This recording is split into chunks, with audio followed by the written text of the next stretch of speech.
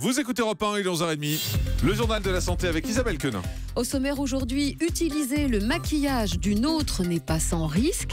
3 bébés américains sauvés d'une mort certaine grâce à une imprimante 3D. Et puis, régénérer les cellules du cœur après un infarctus serait possible. Et on commence par Auchan, donc, qui rappelle des bâtonnets de poulet contaminés. Des bâtonnets de fromage fondu vendus sous la marque Auchan font l'objet d'un rappel par leur fabricant, la société Sopra, en cause de la mise en évidence de la bactérie Listeria, risque de listériose donc, maladie qui se traduit par une infection du sang. Auchan a mis en place un numéro vert pour plus d'informations, le 0800 21 60 85. Voilà, c'est des bâtonnets de fromage. Bâtonnets de fromage fondu avec du poulet. Ah d'accord, c'est ça, c'est il y a le poulet, fromage fromage fondu autour. Je vous ferai la recette. non, mais parce que vous m'avez fait dire bâtonnet de poulet, donc et vous parlez de bâtonnet de fromage. Le poulet est au cœur du problème, le fromage est autour. Ok, on a bien compris. L'histoire à peine croyable d'une jeune Australienne devenue paralysée après avoir utilisé le maquillage d'une amie.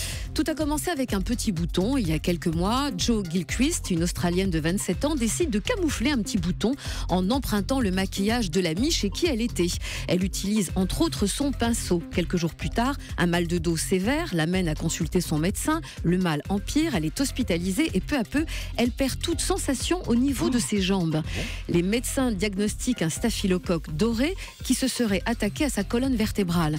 Incriminé, le pinceau en question, son ami avait un staphylocoque doré sur le visage et donc le pinceau était contaminé.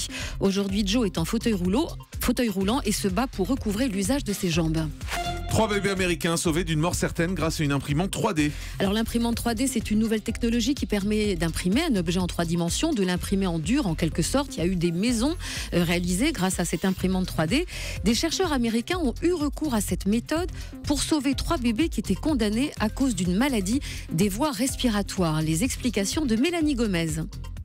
Kaïba, Gareth et Ian souffraient tous 3 d'une forme mortelle de trachéobronchomalacie, une malformation rare de la trachée et des poumons dont les parois s'affaissent régulièrement et empêchent donc de respirer, une maladie pour laquelle aucun traitement n'existe. Pour les guérir, ces médecins ont donc eu l'idée de concevoir, grâce à une modélisation par ordinateur et une imprimante 3D, une sorte d'attelle sur mesure pour chaque enfant, une attelle en forme de tube conçue dans un biomatériau résorbable sans danger pour l'organisme, mais surtout suffisamment malléable pour changer de forme en fonction de la respiration, mais aussi de la croissance de l'enfant.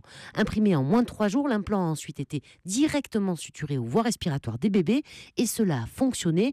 Non seulement il n'y a eu aucune complication, mais l'attelle 3D leur permet toujours plusieurs mois, voire plusieurs années après, de maintenir leur système respiratoire ouvert. Les 3 bébés vont très bien, ils sont rentrés à la maison et pour le plus âgé d'entre eux qui a été opéré il y a 3 ans, il a même fait son entrée en maternelle et a fêté son anniversaire à Disney World. Ça c'était important de le préciser. Ils vous ont invité en fait, c'est quoi, non? Vous avez un pass gratuit à l'année à Disney? Ce qui est extraordinaire, c'est d'imaginer que ces bébés qui étaient depuis leur naissance en milieu hospitalier, qui n'étaient pas censés sortir de l'hôpital et puis qui étaient condamnés à plus ou moins longue échéance, ont réussi à reprendre une vie tout à fait normale. Mais c'est un pass à l'année? C'est un pass à l'année. D'accord. Régénérer les cellules du cœur après un infarctus, ce serait possible. Des essais réalisés sur des souris se sont avérés très concluants. C'est une équipe de chercheurs de l'Université de Philadelphie qui est à l'origine de cette découverte. Jusqu'à présent, on pensait que les cellules musculaires du cœur ne se renouvelaient pas après la naissance, même si en 2009, des scientifiques suédois, cette fois, ont prouvé que 1% de nos cellules se renouvelaient chaque année. Alors visiblement, chez les souris du moins, la capacité à refabriquer des cellules du cœur serait beaucoup plus importante.